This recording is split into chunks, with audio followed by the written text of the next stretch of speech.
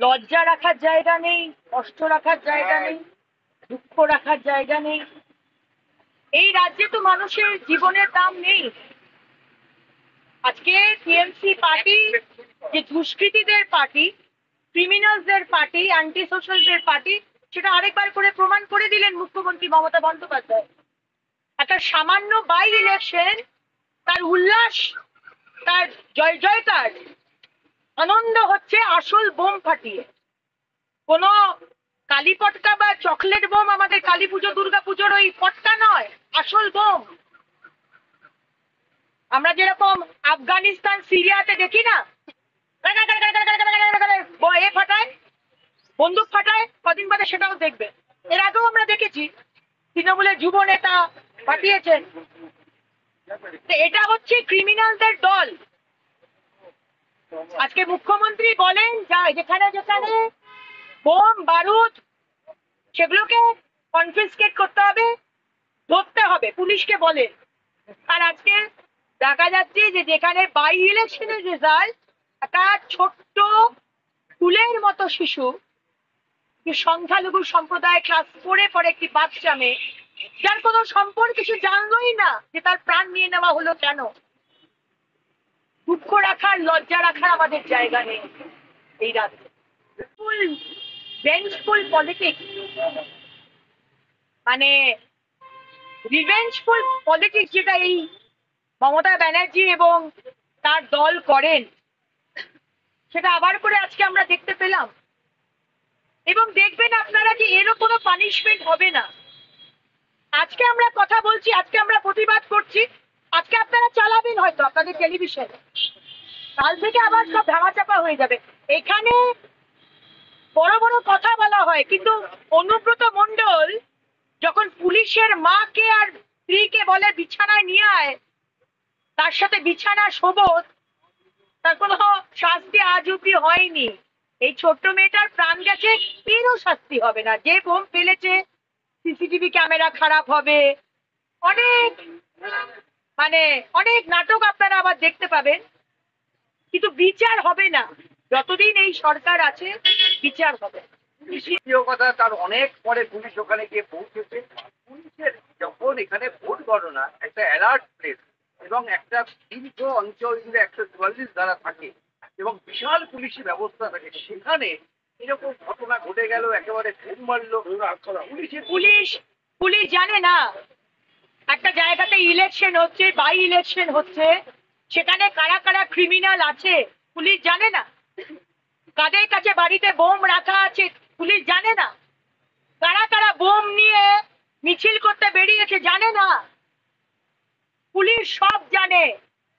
Police, আপনি বললেন না পুলিশ কি করছিল, পুলিশ ওইটাই করছিল যেটা মুর্শিদাবাদে করছিল, শামশেরগঞ্জে। পুলিশ ওইটাই করছিল যেটা বোলপুরে করেছে। পুলিশ ওইটাই করেছে যেটা মহেশতলায় করেছে, ওটাই করছিল।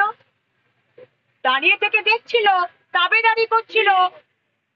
শিরদাঁড়াটা নেই তো, পুলিশ এখন জেলিফিশ, শিরদাঁড়া নেই, বেঁচে দিয়েছে। মুখ্যমন্ত্রী কথা আবার বলেন আজকে বিধায়কদের মাটিতে ফেলে মারা হচ্ছে।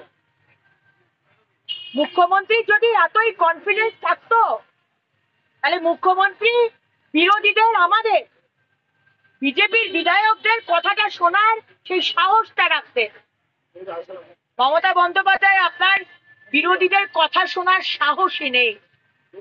আপনাকে প্রশ্ন করলে আপনি ব্যক্তিগত আক্রমণ করেন। কেন এক্সপাঞ্জ করা হলো? ডক্টর অশোক লাহিড়ীর বক্তব্য কেন এক্সপাঞ্জ করলেন? আপনার অঙ্গুলি হিলনে চলে স্পিকার মহোদয়, উত্তর দিতে পারেননি।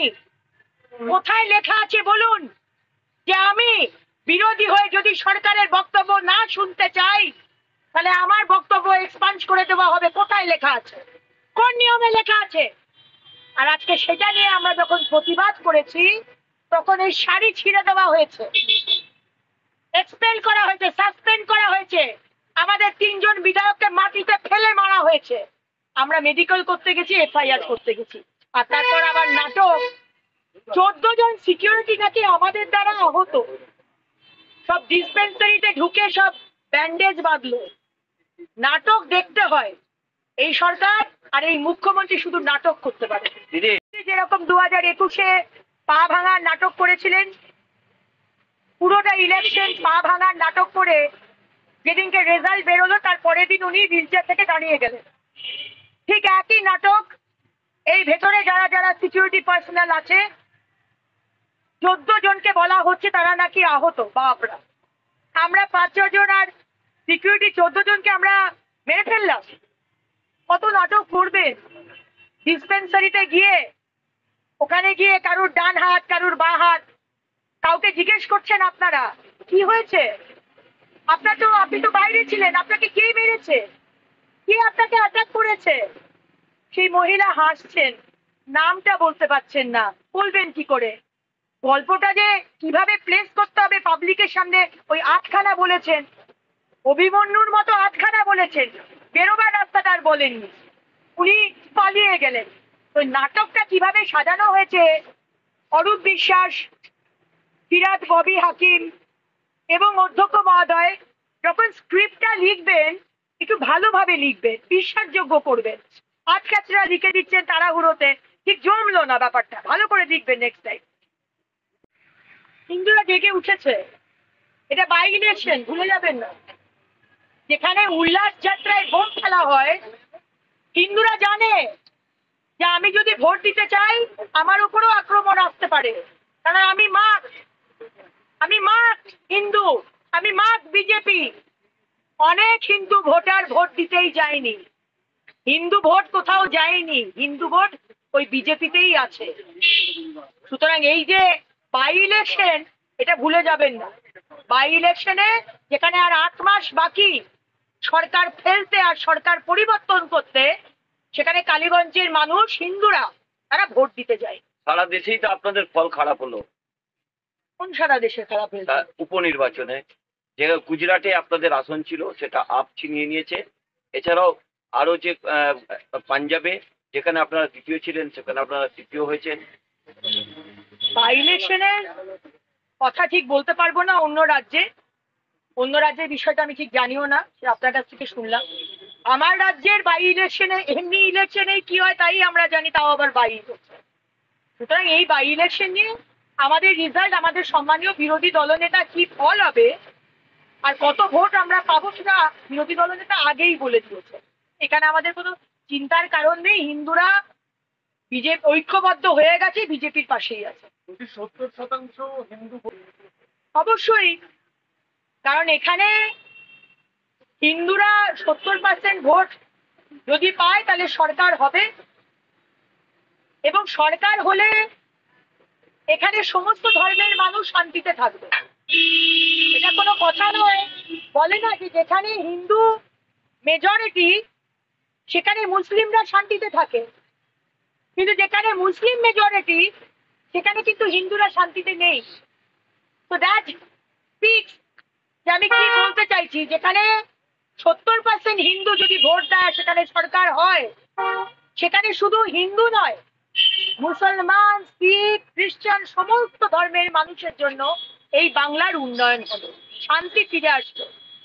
এই যে complete anarchy, complete law and order problem, Abhishek ব্যানার্জির বাড়ির পাশে ডক্টর যিনি লন্ডনে গিয়ে মমতা ব্যানার্জিকে প্রশ্ন করেছিলেন তার বাড়ি আপনি যেতে পারবেন না, কারণ তার বাড়ি হচ্ছে অভিষেক ব্যানার্জির বাড়ির পাশে, আপনাকে যেতে দেওয়া হবে না। আমাদের সভাপতিকে, প্রদেশ সভাপতি ডক্টর সুকান্ত মজুমদারকে হেকেল করা হলো, অ্যারেস্ট করা হলো। এই যে কমপ্লিট ললেসনেস, এইসব বন্ধ হবে। ধর্ম বিষয়টা তো অন্যরকম একটা বার্তা। যে কোনো দলই আসতে পারে, কিন্তু হিন্দুদের কাছে প্রথমত তো হচ্ছে সম্মানীয় বিরোধী দলনেতা যেটা বললেন সেটা হচ্ছে 26-এর জন্য এই দল রেজিস্ট্রেশন করতে পারবেন না। কোনো একটা টাইম ফ্রেম থাকে, সেই টাইম ফ্রেমের মধ্যে এই যে নতুন দল যার কথা আপনি বলছেন তারা রেজিস্ট্রেশন করতে পারবেন না।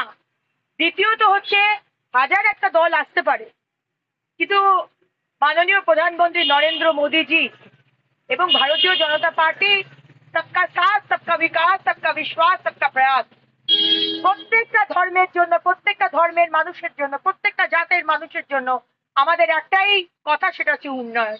এটা বাংলার মানুষ জানে, সুতরাং খুব একটা এফেক্ট পড়বে না যে দলই আসুক। হ্যাঁ, সিপিএম অবশ্যই টিএমসি বি টিম হয়ে হিন্দু ভোট কাটার কাজ করে, কিন্তু এবারে সেটা আর হবে না। বাংলার হিন্দুরা বুঝে গেছে, রাষ্ট্রবাদী মুসলমানরাও বুঝে গেছে। আজকে সেই ফুরফুরা শরীফেরই তো মানুষকে তার দলে আনা হলো। সুতরাং আমি জানি না শওকত মোল্লা কি হিসেবে কথাগুলো বলছেন বা কি কোন ইনসিকিউরিটি থেকে বলছেন বলতে পারবো না। ওনাদের দলের ব্যাপার, সেটা ওনারাই বলতে পারবেন। এর জন্য মুসলমানদের ব্যবহার করে গেছেন। সংখ্যালঘু শিক্ষিত মুসলমান তারা বুঝতে পারছেন যে তাদের সম্প্রদায়ের জন্য এই সরকার কিছু করেন। আমরা কি চাই? আমরা শিক্ষিত হয়ে আমরা মাথা উঁচু করে বাঁচতে চাই। মানুষ যেটা চায় সেটা ধর্মের নিরিখে আলাদা নয়। একটা হিন্দু যা চায়, একটা মুসলিমও তাই চায়। একজন শিখ ভাই যা চায়, একজন খ্রিস্টান ভাই সেটাই একই চায়। সুতরাং কোন সম্প্রদায়ের জন্য এই সরকার মমতা ব্যানার্জি কোনো কাজ করেননি। আসল যে কাজ, চাকরি দেওয়া, কর্মসংস্থান, বাড়ি, বাথরুম, জল, ইলেকট্রিসিটি, রাস্তা ঘাট, ট্রেন করেননি। হ্যাঁ, ধর্ম নিয়ে লড়িয়ে দিয়েছেন, এটা করেছেন। ওবিসি ক্যাটাগরিতে নামগুলো ঢুকিয়ে দিয়েছেন, এটা মেসেজ দেওয়ার জন্য যে দেখো আমি তোমাদের সাথে রয়েছি। কিন্তু সাচ্চার কমিটিতে যা বলা হয়েছে, সাচ্চার কমিটির রিপোর্টে তার একটা জিনিসও মুসলমান সম্প্রদায়ের জন্য করা হয়নি।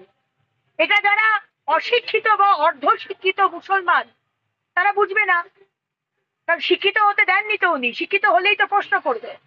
কিন্তু যারা রাষ্ট্রবাদী শিক্ষিত মুসলমান তারা কিন্তু বুঝে গেছে যে এই সরকার কারুর জন্য কাজ করে। করছেন, আবার তারা পথে নামার হুমকি দিচ্ছেন, বলেছেন ক্ষমা চাইতে হবে, কি বলবেন? দেখুন, আমাদের সম্মানীয় প্রদেশ সভাপতি ডক্টর সুকান্ত মজুমদার খুব ক্লিয়ারলি, খুব ক্ল্যারিটির সাথে পরিষ্কার বলে দিয়েছেন যে উনি সোনাগাছির আমাদের যারা বোনেরা রয়েছেন তাদেরকে সম্মান করেন।